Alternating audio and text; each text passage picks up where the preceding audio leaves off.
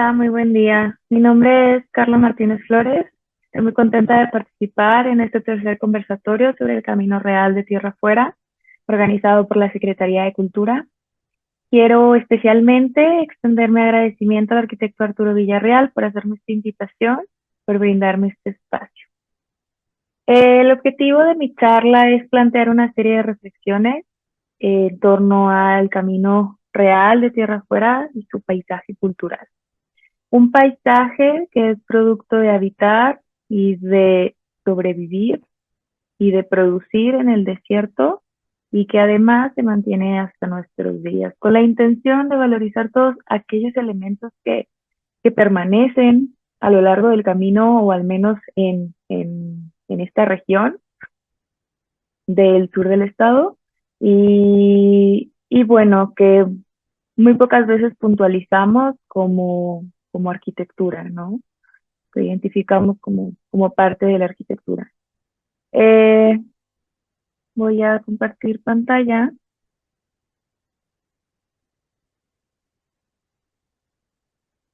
Y bueno, pues yo le titulo La otra arquitectura, el paisaje cultural del desierto. Estamos muy habituados, muy acostumbrados, se nos ha enseñado que la arquitectura vernácula es una, hay de dos, o es la que está en las zonas rurales, la vemos como algo ajeno, la puntualizamos como algo ajeno a nosotros, o la arquitectura vernácula como saltillense o la que nos identifica es esta que va a tener un patio central, un zaguán, que va a recorrerse en torno al patio. Aquí en esta imagen les pongo como algunos de los elementos característicos de esa arquitectura que nos han enseñado como parte de nuestra identidad. Eh, Estas son algunas fachadas del centro de Saltillo con materiales tradicionales, otras de García. Y bueno, pues tiene similitudes, ¿no? Incluso aquí en esta planta arquitectónica tomada del libro de Haciendas de Coahuila, El Horizonte Fraccionado, pues vemos una tipología de vivienda, que es la que hemos venido estudiando todo este tiempo como arquitectura vernácula, ¿no? Y bueno, claro que a lo largo del camino va a estar pues repleto de haciendas que van a tener esta conformación, esta disposición, o incluso más alargadas. También la vivienda puede ser más alargada, puede ser más cuadrada, pero bueno, pues, ¿qué hay más allá, no? ¿Qué otra arquitectura, qué otras construcciones van a definir el paisaje cultural del desierto? ¿Qué vamos a encontrar? Eh, ¿Acaso no habremos nosotros construido de otra forma como respuesta al medio? Presumimos del anterior, de esta tipología, presumimos que es una herencia novohispana, árabe, etcétera, y así lo estudiamos, ¿no?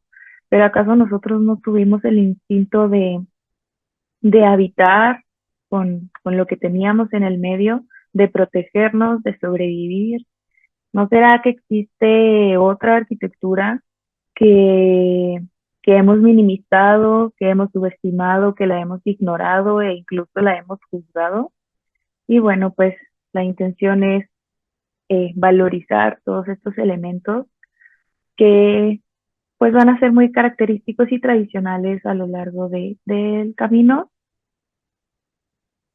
y van a conformar el paisaje cultural. Quiero comenzar definiendo la expresión de paisaje cultural. Es un término empleado por la UNESCO, planteado por la UNESCO en una de sus convenciones y lo que plantea es que el paisaje cultural son aquellas obras conjuntas del ser humano y la naturaleza. Van a ilustrar la evolución de la sociedad y de los asentamientos humanos bajo la influencia de las limitaciones y o ventajas que presenta el entorno natural. Aquí quiero hacer énfasis en la palabra limitaciones, ventajas y entorno natural. ¿Por qué?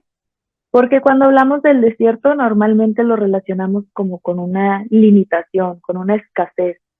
Y bueno, la intención es cambiar esa relación.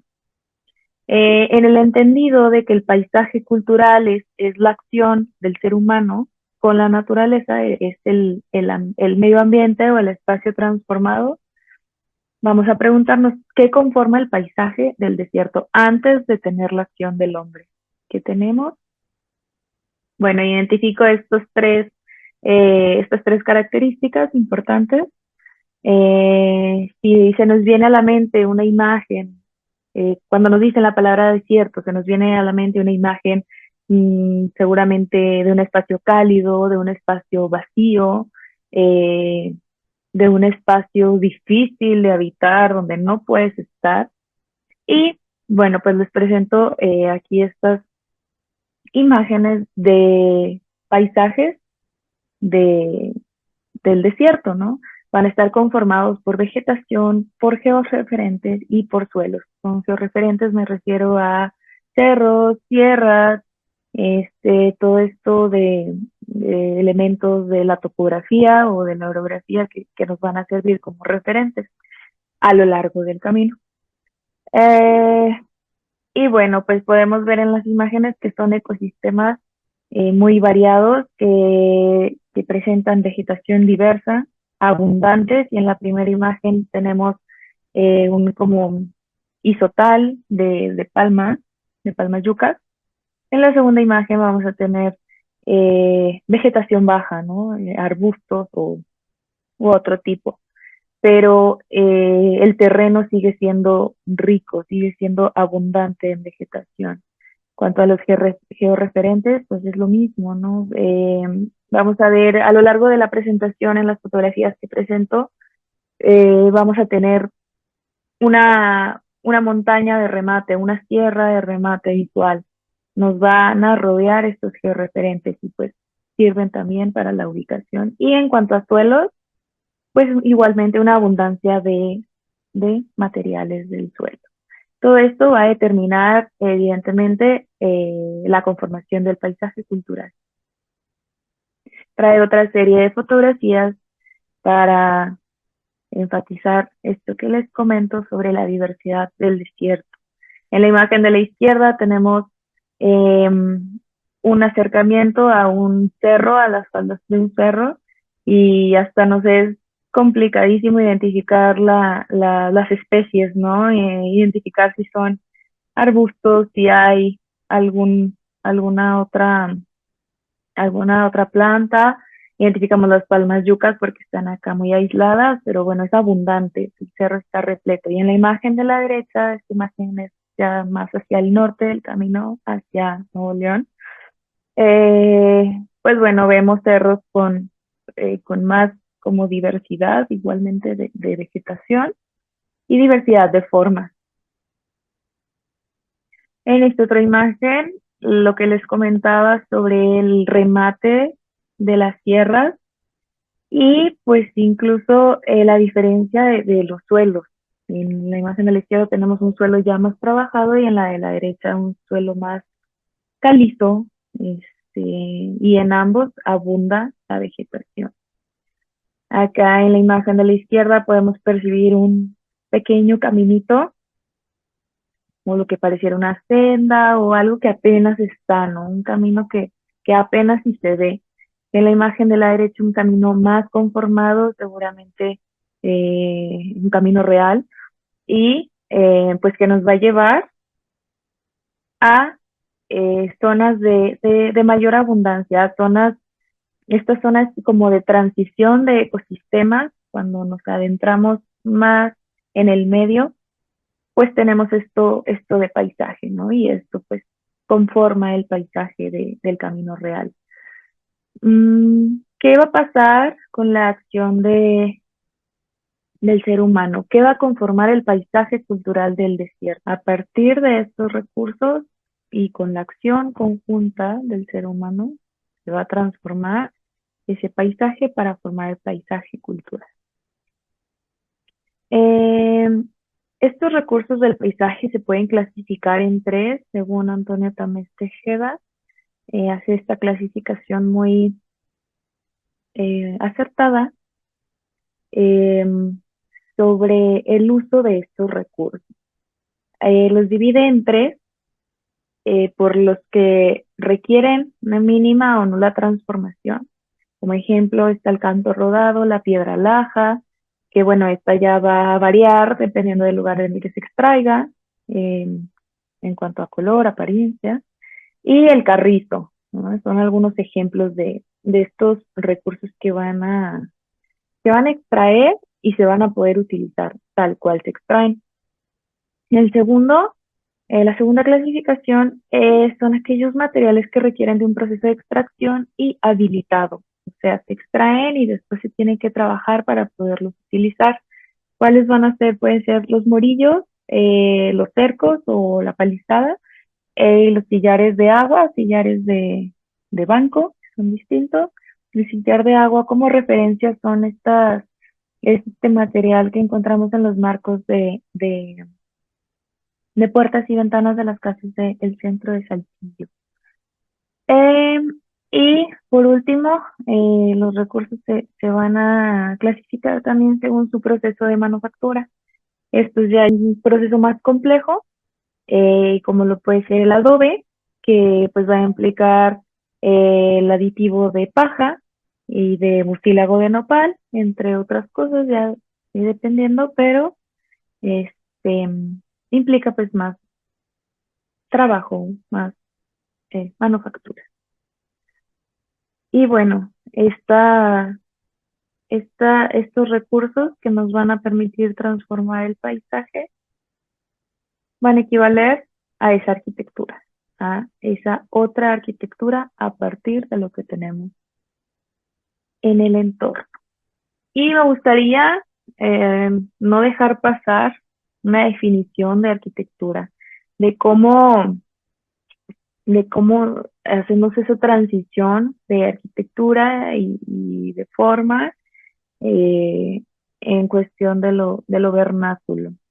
La primera definición, las primeras dos son del Diccionario del Español de México.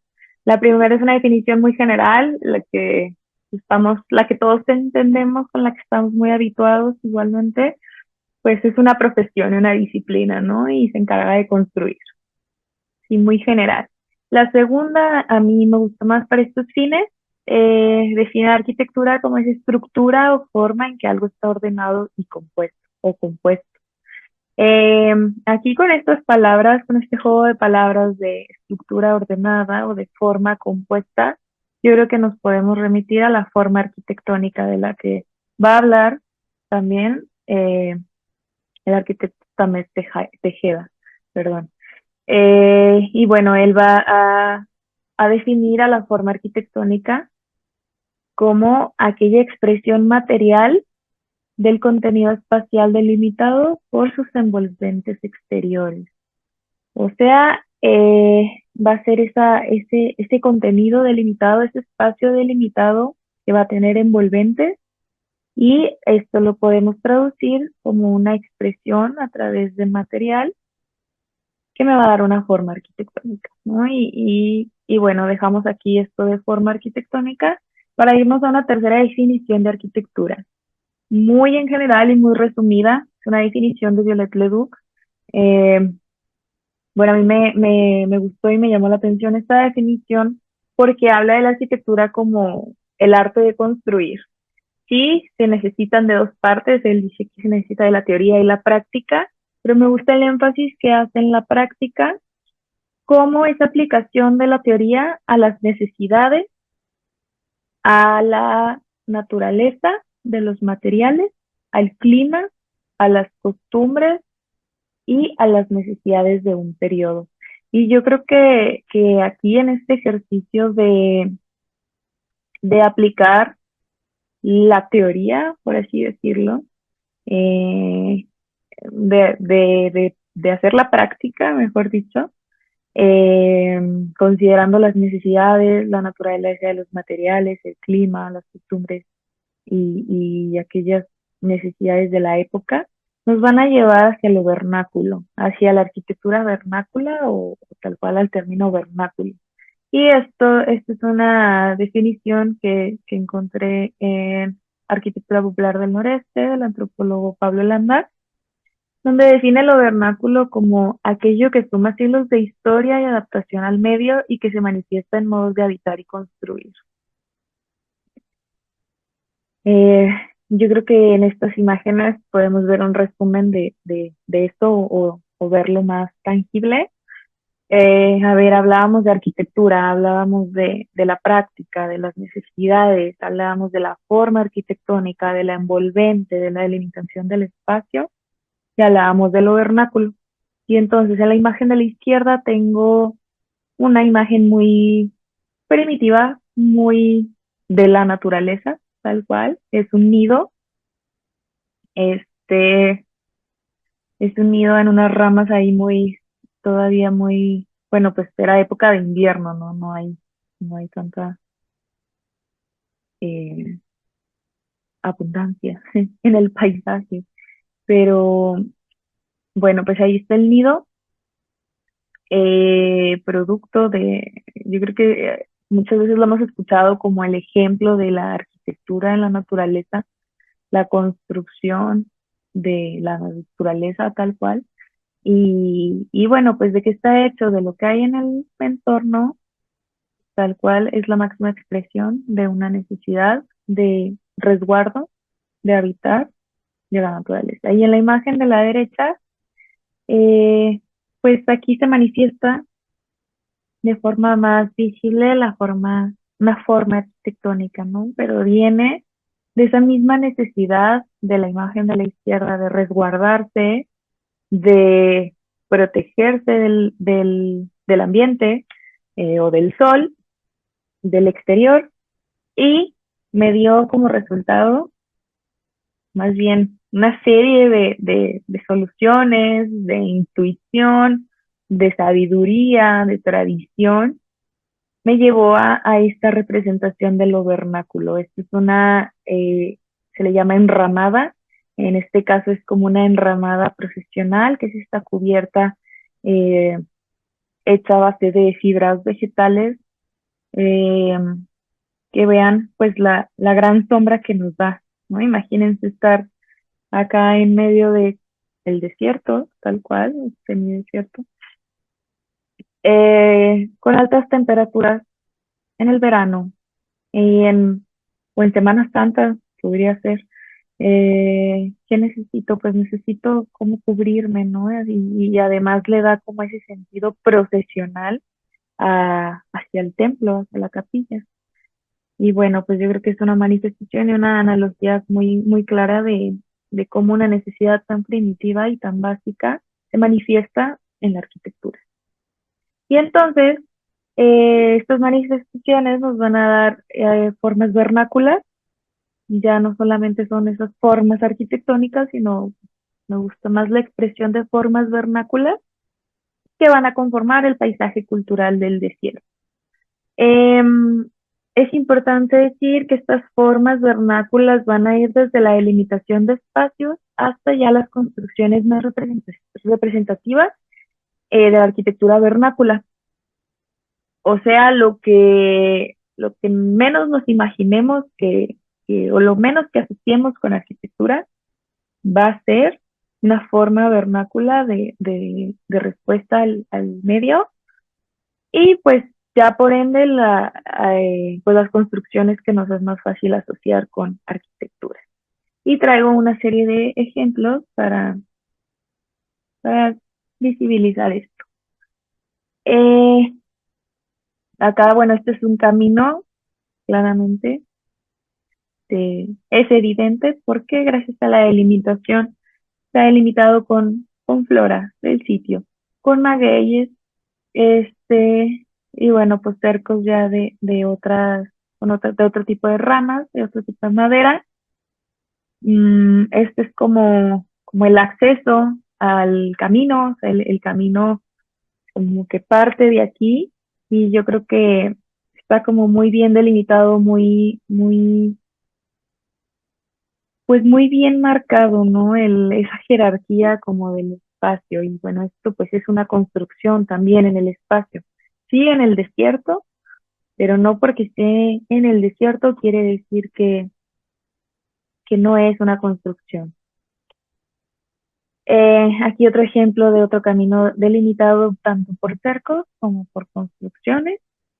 Es igual una imagen como muy representativa de, pues, de construcciones vernáculas, de arquitectura vernácula. Aquí sí es más tangible o más fácil imaginarnos o asociar a que, pues, a que esto es arquitectura, ¿no? Porque tiene lo que normalmente asociamos con arquitectura, ventanas, bueno, ventanas no, acá no se ven, puertas, muros, cubiertas, que bueno, acá es importante el hecho de que no veamos ventanas, porque si es lo que normalmente asociamos con una vivienda o con una construcción, ¿por qué aquí no las habrás? ¿No será esto una respuesta inmediata, una respuesta lógica a habitar en este medio, en un medio desértico, en un medio que en donde la tierra ya hace su función de hacer térmica el, el espacio, de hacer térmica el espacio? Y esta es otra idea que a mí me gusta mucho, me encanta hablar de esto. Quiero citar al arquitecto Arturo Villarreal en una publicación que hizo recientemente en la Gaceta del Archivo Municipal y donde nos habla sobre el espacio sacralizado. Esta es una palma yuca en la imagen y en el lugar pareciera que es la única a la redonda, la única en el desierto. Este, mm, pero esto conforma un espacio sacralizado, vamos a ver por qué. Eh, en el centro de, pues acá como del tronco, tiene un nicho, una especie de nicho con una imagen a San Isidro Labrador. El marco este más grande que se ve pues era anteriormente una imagen de San Isidro Labrador. Esta vez ya solo encontramos una imagen pequeña, acá se ve, en, como en cubierta, enmicada, que hace referencia pues a ser sagrado un árbol del desierto. Yo creo que esto es arquitectura también. Es una conformación de lo que tenemos en el espacio, en el desierto, como, como una, es como una construcción simbólica, es como una construcción simbólica de culto, de rendir culto. Y pues bueno, en un paisaje como este, en el que pareciera que no hay nada, que solo hay arbustos bajos, muy, muy bajos, ¿qué tengo para ser sagrado? ¿Qué tengo para rendir culto? Pues una palma bien grande y bueno, acá se manifiesta y incluso pues ya después le ponen este acrílico para proteger la imagen. Pero bueno, son imágenes que permanecen a lo largo pues de esta región. Hay otro ejemplo de esta delimitación del espacio, de esta construcción como simbólica eh, de cómo hacer sagrado un espacio y es este árbol. Es un pino, menciona el arquitecto Villarreal en su escrito, este es un pino piñonero. Y pues vean cómo acá abajo igual se delimita el espacio con un cerco, incluso se tienen sillas, ahorita pongo otra imagen, pero antes de pasar a la siguiente quiero igual hacer mención a cómo se ve el paisaje. Pareciera que no hay un árbol más en el desierto, pareciera que es el único, además que está a un costado de un cuerpo de agua o bueno, de lo que debiera ser un cuerpo de agua o un escurrimiento, y como el árbol más grande, el más frondoso, el más cercano al agua, este, pues lo hago un altar, lo hago un espacio de culto. Igualmente este espacio está dedicado a San Isidro Labrador, que es pues el patrono de la agricultura. Y entonces es muy impresionante que en medio del desierto se den estas manifestaciones ya religiosas, que pues si bien van a ser manifestaciones ya posteriores a la conquista, son manifestaciones como novohispanas, herencias novohispanas, vean pues la forma de acoplarlo al medio en el que estamos. Y bueno, eh, otra, otra de estas manifestaciones, de estas construcciones son, vamos a encontrar infinidad de cercos, de este tipo de cercos, con ramas. Desde quiote de maguey hay cercos de solamente quiotes, hay cercos de solamente albarda, y bueno, en esto pues vemos la variedad de materiales que se pueden utilizar para acercar. Y esto pues también es una delimitación. Justo este cerco es el que me delimita uno de los primeros caminos que les mostré. Eh, y bueno, sigue siendo espacio construido. La enramada procesional que ya veíamos, en este caso pues para eh, cuando hay festividades pues se hace la enramada, la sombra que produce. Y hay enramadas también en casas. Eh, no necesariamente tienen ese sentido profesional, pero sí tienen la función de cubrir pues del exterior. Cuando se toma esta foto había un niño jugando aquí en el escalón, ahí están los caballitos, los juguetes, y bueno, pues claro, el niño es esa manifestación del uso del espacio, del uso del exterior, del uso del desierto. O sea, estas manifestaciones siguen vivas porque se siguen utilizando, se necesitan y siguen funcionando. Entonces ya cuando aquí llegamos, pues el niño obviamente se movió, le dio pena, pero pues bueno, estaba aquí muy a gusto en la sombra de su casa. Y bueno, ya vamos a ver igual construcciones más formales o que nos es más fácil asociar como arquitectura vernácula o del noreste o incluso pues del sureste del estado.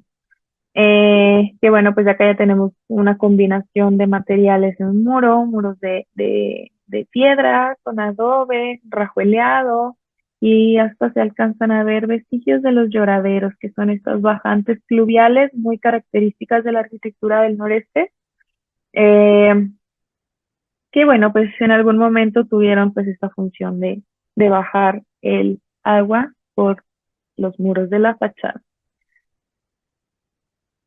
Vamos a ver también, vamos a encontrar sistemas constructivos, como en este caso, pues el anclaje de un muro de adobe. Estos sistemas se utilizan en construcción de adobe, no importa la región, no es necesario no es particular, más bien del desierto o de acá del noreste, es simplemente una solución constructiva y pues vean, con algo tan del sitio, con una piedra se hace un ancla y se hace esta costura del muro para evitar que se me separe, que se me agriete, etcétera. Así en términos muy generales, pues estas manifestaciones no son, yo no pienso que sean una herencia novohispana, ¿no? Como presumimos mucho de nuestra arquitectura tradicional o la que nos identifica. Yo creo que esto viene de una, em, de acoplarse a un sitio, de una solución lógica, de, de construir con lo que hay y bueno, no es propio de la región, o sea, es algo que ha trascendido y que se ha hecho porque es lo que ha funcionado. En esta otra imagen, algo tan, como tan austero, como un corral. Tengo acá un cerco de piedra, un gran cerco de piedra. Este, acá está Don Nacho que nos estaba mostrando ahí su corral. nos estaba mostrando también esta pieza de madera, que cuando estamos en estos sitios es importante observar lo que hay. Sí podríamos pensar, ay, bueno, esto es una barda de piedra, eso ¿por qué es trascendente? Bueno, es que son las formas más básicas de adaptarse al medio. Y yo creo que hay mucho que tenemos que aprender de esta adaptación, porque vamos hacia adelante, viendo hacia un futuro en el que hay que construir para arriba y hay que construir con cemento y hay que ser modernos y nos ha consumido por décadas, nos ha consumido ese pensamiento de crecimiento y de desarrollo. Y vean cómo de una forma, les digo, tan austera, tan lógica, tan rica, el espacio se delimita, el espacio se utiliza. ¿Con qué? Con lo que hay en el desierto y no con las limitaciones del desierto, sino con esas ventajas que nos ofrece un sistema así. En esta otra imagen les pongo un abrevadero. Igual me gusta esto porque por la riqueza de materiales, o sea, estos contrastes de material, digo, el abrevadero pues es acá. Y bueno, lo que pudiéramos pensar que es solo un muro, pues no, es más, hay algo más allá, hay algo que nos va a hablar de sistemas de organización, obviamente esto pues ya tiene que ver con una hacienda, con el asentamiento de una hacienda, y pues son vestigios que se van a encontrar, pero no los vamos a encontrar como ahí muy puestos o como ahí muy, oh, mira, esto es arquitectura, hay que respetarla y hay que conservarla. No, vamos a encontrar esto y esto pues es lo que conforma el camino real de tierra afuera, al menos en esta región. Esta es otra imagen acá ya, eh, como en el zaguán o sí, en el zaguán de, de una de las haciendas, de una de las casas de las haciendas. Y la solución más básica, igual más lógica, con los recursos del sitio para unas bancas. Tengo piedras, tengo tierra, tengo piedras, tengo tronco. ¿Y cuántos de nosotros no hemos visto esto a lo mejor en casa no sé, de nuestros abuelos o en casas como más antiguas, ¿no? Una banca de este tipo, una banca así? Y pues esto viene de esa adaptación. Y otro de los ejemplos que a mí me encanta es esta campana o este tiro hecho con quiote de maguey, encalado y amarrado. Muy interesante, muy interesante ver esto, porque hablamos de que el centro de la vivienda o que el centro del hogar es el fuego. Relacionamos el habitar con la hoguera, con el calor, con esa necesidad de protegernos, y cómo acá esa necesidad eh, se satisface, pero además se forma o se logra con lo que hay en el sitio. O sea, es un tiro tal cual de solamente quiotes encalado. Y en esta otra se ve ya el amarre de los quiotes. Son detalles constructivos. Esto es un detalle constructivo. Eh, pero bueno, hay que voltearlo a ver, hay que estudiarlo. Y bueno, ya hablando ahora sí de elementos más formales como las cubiertas, pues tenemos esta diversidad de terrados. ¿De qué diversidad? Porque se utiliza la madera que se tenga, es la que se utiliza. En este caso, pues es la albarda, las ramas de albarda, las que se utilizan como tablerado arriba de lo que son las vigas, en algunos casos morillos. Este otro terrado es un terrado con carrizo. Ya el material que se utilice pues va a depender de lo que haya en el sitio, de los recursos que tengamos. Y bueno, así como tenemos manifestaciones tan básicas de delimitación del espacio, vamos a tener también obras grandes de tecnología hidráulica, vestigios de lo que en algún momento pues dio función a, a las haciendas, ¿no? Como tecnología hidráulica, esto se mantiene, esto prevalece. Y, y bueno, pues va a conformar parte de ese paisaje. Y bueno, este es el ejemplo que a mí más me encanta, que creo que ejemplifica de mejor manera que estas manifestaciones permanecen, que esta forma de construir sobrevive y sigue siendo útil. Pues a ver, a esto yo le puse que es una enramada. Es, en otras palabras, es como un techo para cubrirte, ¿no? Y es como una imagen muy vaquera. Tenemos acá el sombrero, es una imagen como muy, esto sí, yo lo siento como muy del noreste, como muy del camino real que va hacia Texas. Como si esto no pudiera estar en otro lado, yo lo siento. Es una respuesta a la necesidad de cubrirte, a la necesidad de cubrirte cuando estés trabajando, de dejar la bicicleta como estacionada, de dejar el sombrero y bueno, de descansar. Es un espacio, puede ser de protección, de descanso, de guarida, ¿no?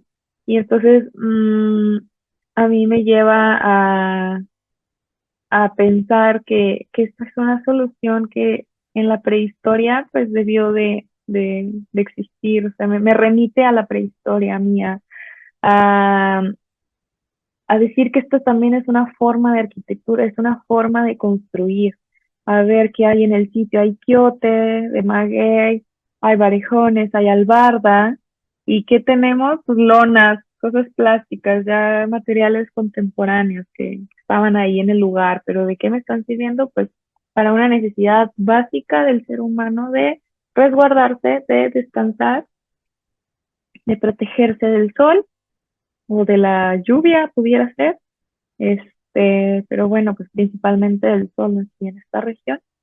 Y es una solución muy, o sea, muy lógica, muy estructurada, muy lógica para el que habita en este espacio, para el que utiliza este,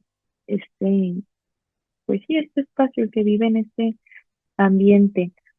Acá vemos, a diferencia del tiro que estaba amarrado con hilo, pues acá está ya con alambre, tenemos las lonas ahí encima y bueno, los ciertes acá colgando el sombrero,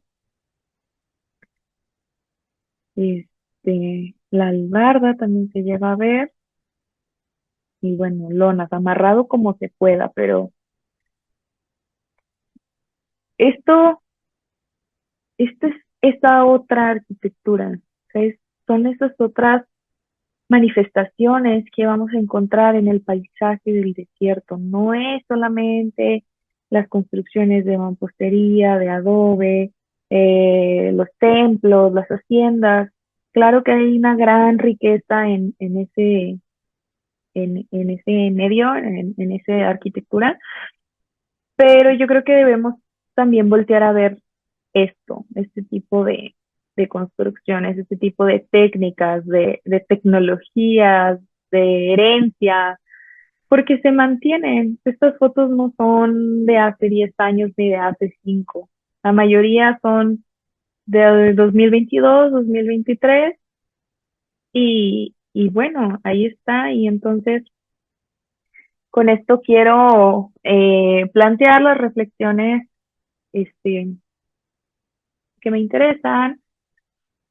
La primera, pues es que el paisaje cultural del desierto tiene manifestaciones arquitectónicas únicas que aún se preservan y se practican.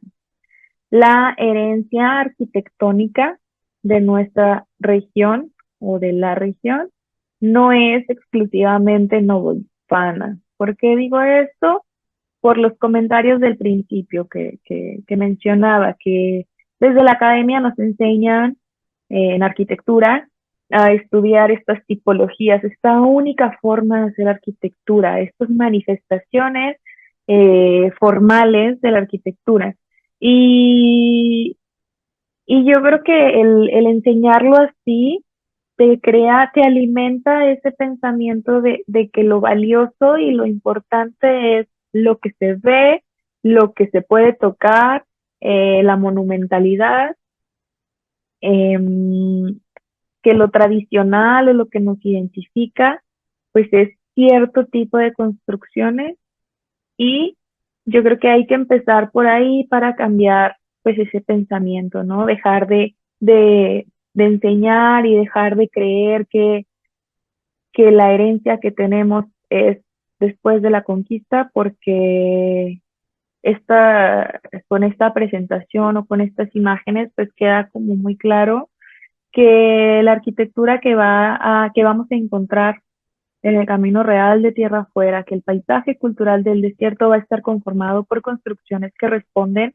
a los recursos del entorno, a los recursos del medio ambiente y a ese ingenio, a esa lógica que va a dar respuesta a las necesidades básicas del ser humano, habitando en el desierto. Y entonces me pasó a la tercera, que es importante la puesta en valor del paisaje cultural del desierto para enriquecer nuestra identidad.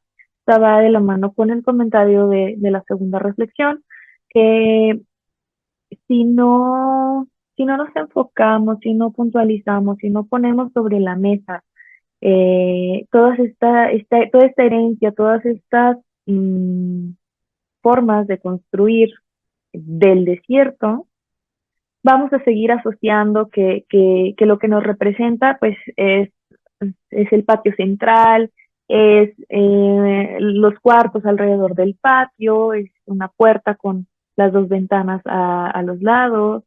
Eh, claro que es importante, claro que tiene que ver con nuestra identidad, pero no es lo único, porque no venimos de ahí, venimos desde antes, desde lo más primitivo de sobrevivir al desierto, de protegernos con lo que hay, de coger una rama y a ver qué puedo hacer con esta para delimitar mi territorio, para resguardarme del frío. Y hay muchas manifestaciones de esto, pero bueno, nos tomaría mucho tiempo eh, verlo, ver cada una. La cuarta va a ser que la arquitectura no representa solamente edificios, sino toda aquella construcción espacial, formal y o simbólica que es propia del sitio y que resuelve una necesidad. Igualmente, desde la academia aprendemos que, que la arquitectura es hacer los espacios habitables, es tomar esa necesidad de habitar y transformarla. Sí, eso no está en duda, pero no es lo único que representa la arquitectura. Si nos vamos a la imagen donde estaba un nido y una enramada de un templo, pues ambos son arquitectura, ambos son construcciones. Y si nos vamos igual a la definición, a la segunda definición del diccionario del español de México, que decía que es una forma ordenada, que es como un armado. El nido lo es, la enramada lo es, un cerco de mampostería, de piedra lo es. ¿Y qué están haciendo las tres? Resolviendo una necesidad. Entonces, la arquitectura va más allá y es importante que cuando estemos al frente hablemos de esa otra arquitectura. Y bueno, pues el paisaje construido del desierto no fue creado con limitantes, haciendo referencia a esta definición del paisaje cultural de la UNESCO, que dice que el paisaje cultural son esas manifestaciones que dan respuesta según las limitantes o las ventajas del entorno. Bueno, yo creo que el desierto no, aunque estemos acostumbrados a asociarlo con desventaja, con austeridad, con limitantes, con con falta. Yo creo que estas imágenes, estas construcciones, esta arquitectura es la muestra de que se utiliza lo que existe y se hace rico, se hace una riqueza cultural con lo que hay. Y bueno, pues todo esto fue creado con ingenio, sabiduría, lógica y tradición. Y estas cuatro han permitido que las técnicas se preserven por siglos. El claro ejemplo, pues es esto, ¿no? Que yo creo que esta es la imagen que menos asociaríamos con arquitectura en la universidad, en un salón de clases. Nunca nos van a presentar esto como, como el arte de construir, como decía Violet Leduc. No, esto no lo enseñar como teoría y práctica. Pero ahí está lo interesante, porque esta es la práctica que da soluciones. Y entonces, a partir de la práctica podemos teorizar, podemos estudiar a mayor profundidad, podemos, si no lo hacemos nosotros, al menos podemos sembrar esa semilla en el otro, en el estudiante de arquitectura o en la esfera en la que nos estemos desenvolviendo, de que, pues de que hay otra arquitectura, de que hay otra arquitectura, no solamente esta monumentalidad a la que estamos acostumbrados. Y bueno, pues con esto termino. Nuevamente agradezco el espacio y felicitar a la Secretaría de Cultura y al arquitecto Arturo Villarreal por la organización de este coloquio. Muchas gracias.